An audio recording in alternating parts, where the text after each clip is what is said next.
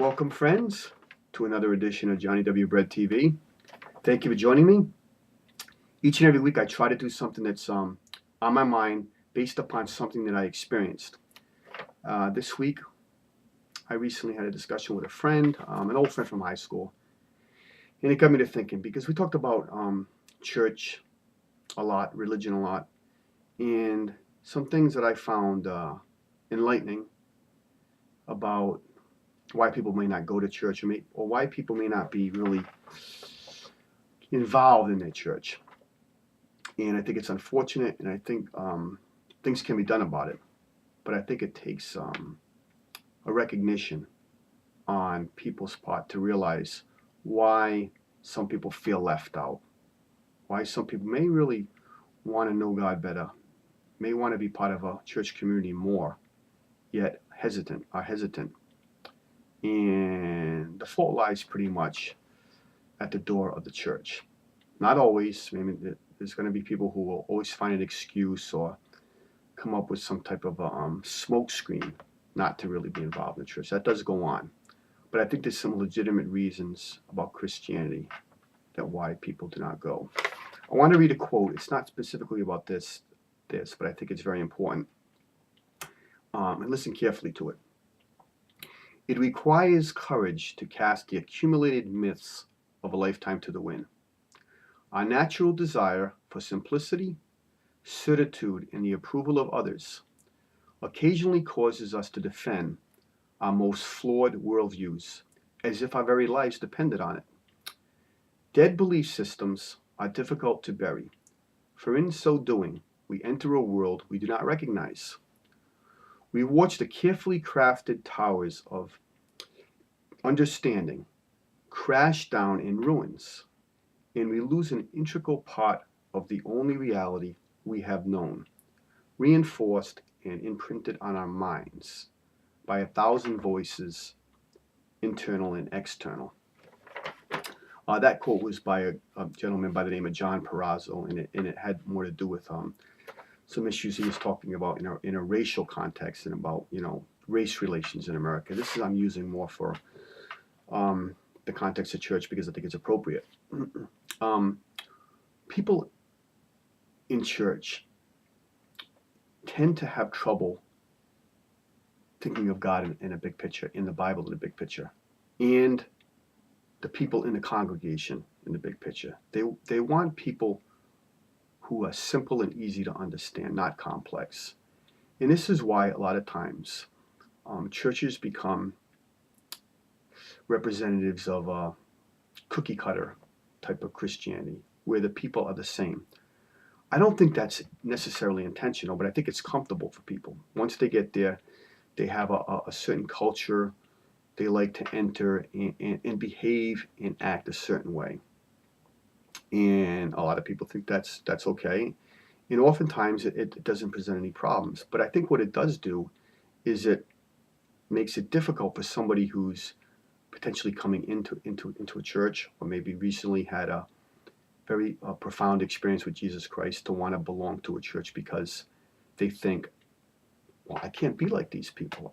These people are so different from me. They seem to be either polished, they seem to be a certain way, they seem to be unlike me, and I'm not like them. So I'm not going to be comfortable there. And they may try for a little while, but then they leave. And a lot of times, the people there don't know why, because communication doesn't really happen in a short time. So people may go to church for a while and then leave.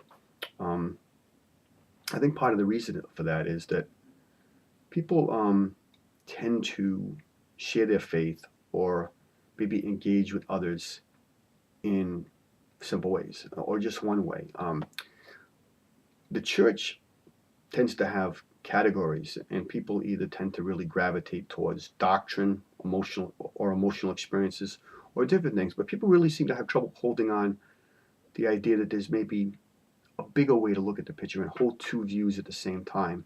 The Bible is a book that's very historical, and it has a lot of doctrine in it.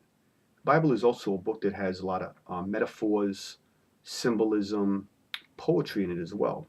So the Bible can appeal to the artist, the musician, as well as the philosopher and the mathematician.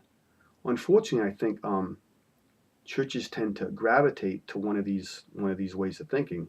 And if somebody else comes in who maybe emphasizes different aspects of God as more important than others, people in the church they get worried, they get uncertain, they don't know how to deal with people like this. Um, People want, like Perazzo says, people want things easy to understand, easy to figure out, and it's amazing how quickly churches can get more and more like caricatures um, as they go along, and they have all biblical rationales for doing this.